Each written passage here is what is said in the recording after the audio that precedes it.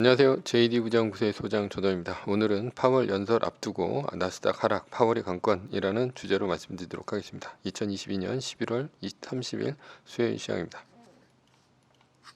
유튜브 멤버십에서는 최근 JD부장구소 투자 현황에 대해서 알 수 있습니다. 관심 있으신 분들은 동영상 아래 댓글 링크를 참조해 주시기 바랍니다.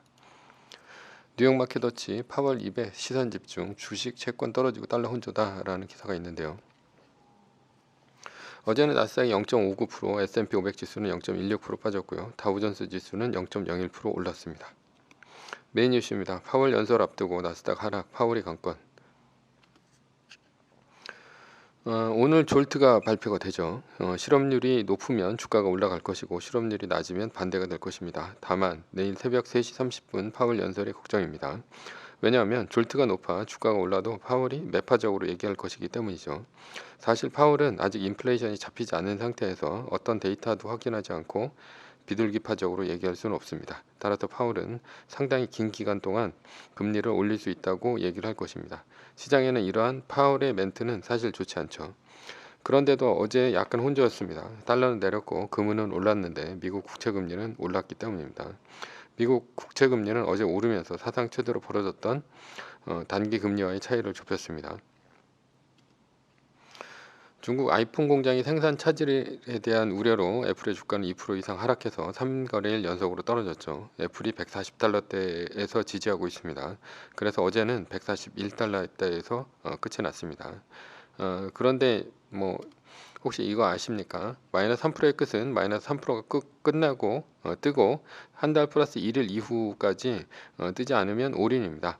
11월 2일에 마이너스 3%가 뜨고 지금까지 뜨지 않았죠. 따라서 한 달 플러스 1일 이후인 12월 3일 종가가 마이너스 3%가 더 이상 안 뜬다 그러면 이제 올인이 되겠죠. 그런데 12월 3일은 토요일입니다. 따라서 한국 시간 12월 6일 화요일 장 종료 시각까지 마이너스 3%가 뜨지 않으면 올인입니다. 마이너스 3%의 종료는 이번에는 V자 반등이 아니라 한 달 플러스 1일을 적용해야 할 것 같습니다.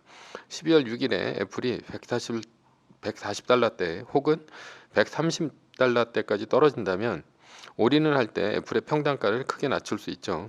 물론 주식수는 크게 늘어납니다. 그러나 올라가면 평단가 올라간다고 걱정하고요.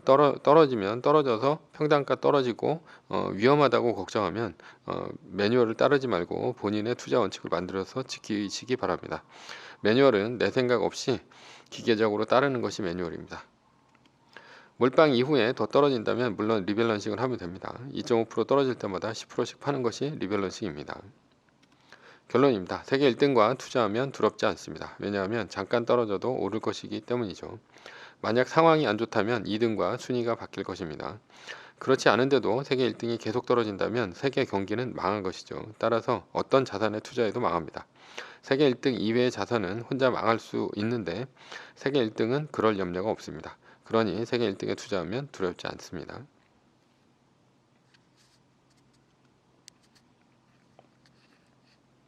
서브 이슈입니다. 신분의 고착화되고 있다.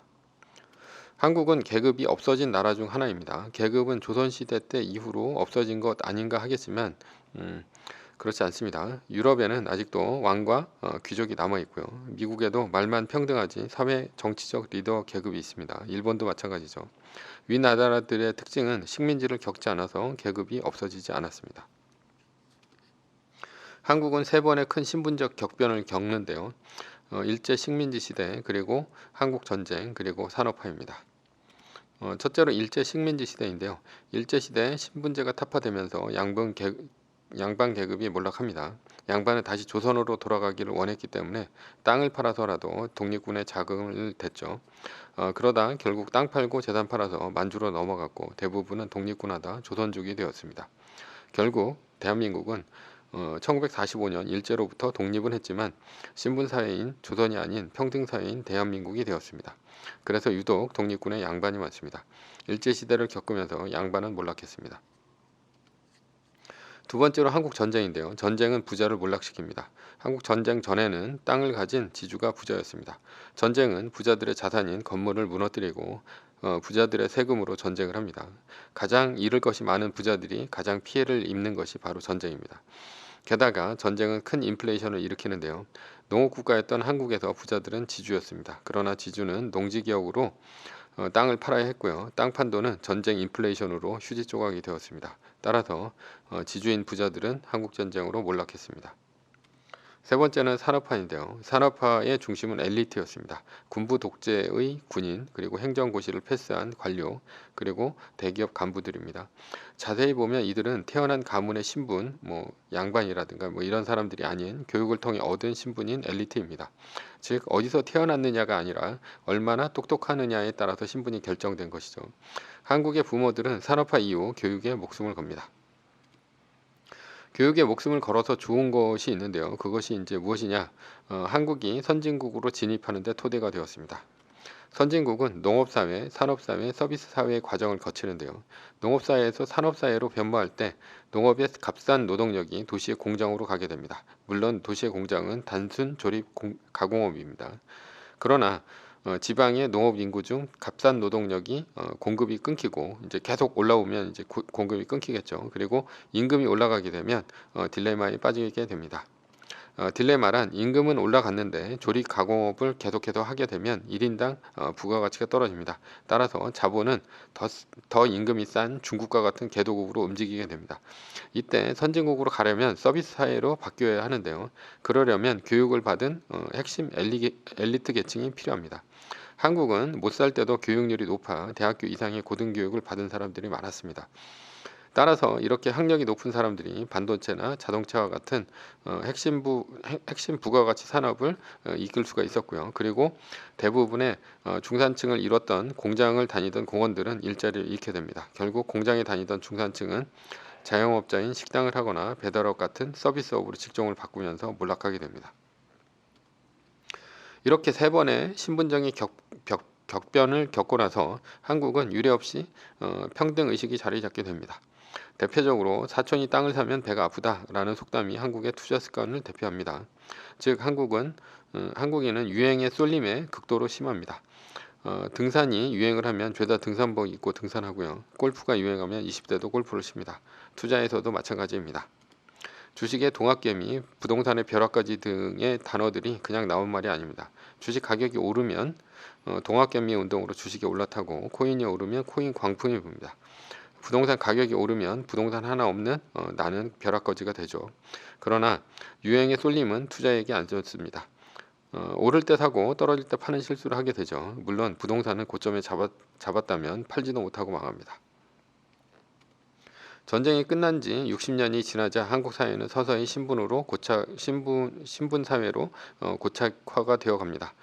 전쟁, 식민지, 산업화 등이 더 이상 일어나지 않으면 더 이상의 재벌도 벼락부자도 없습니다. 대부분 자신이 사는 계층으로 살다가 죽게 됩니다.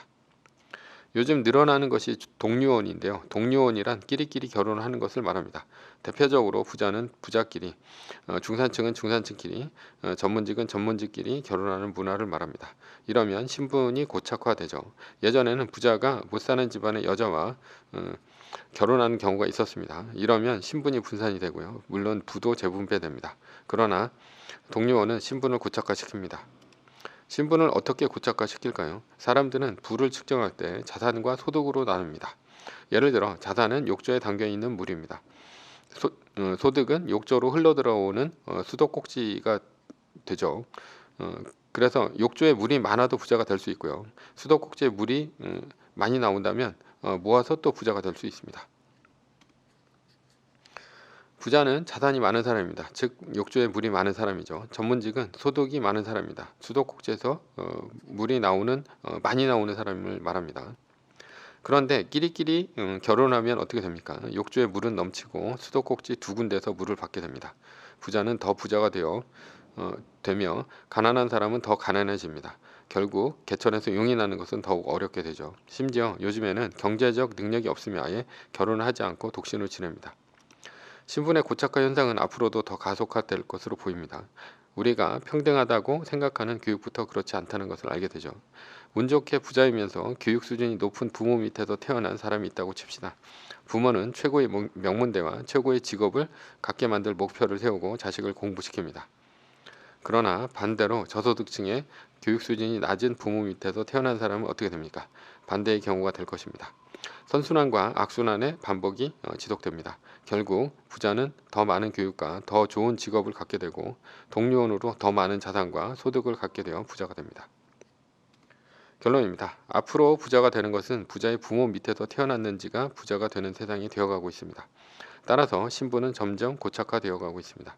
아직 부자가 아니라면 소득을 나가지 않게 하는 것이 중요하고요. 그것을 자산으로 만들어야 합니다.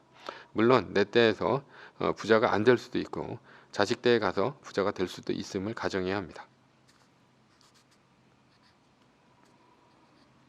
매뉴얼입니다. 세계 1등 주식은 전고점 대비 2.5% 떨어질 때마다 10%씩 팔면서 리밸런싱을 하다가 나스닥 마이너스 3%가 뜨면 말뚝을 박는 것입니다. 그러다 반등이 시작되면 V자 반등 리밸런싱을 하면 됩니다. 자세한 내용은 JD 부자연구소 다음 카페를 참조하시거나 동영상 밑에 리밸런싱 말뚝박기 댓글 링크를 참조하시기 바랍니다. 전제는 세계 1등 주식은 우상향 합니다. 매뉴얼을 지키며 세계 1등에 투자하면 매년 25%의 복리로 10년간 10배, 20년간 100배로 재산을 불릴 수도 있습니다. 위의 상황은 매뉴얼일 뿐입니다. 따를 사람은 따르고 참고할 사람은 참고하시면 됩니다. 주식을 사고 파는 것에 대한 모든 책임과 이득은 본인에게 있습니다.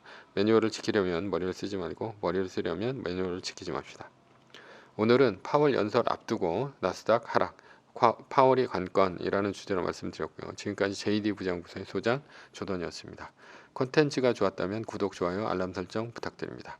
지금까지 들어주셔서 감사합니다.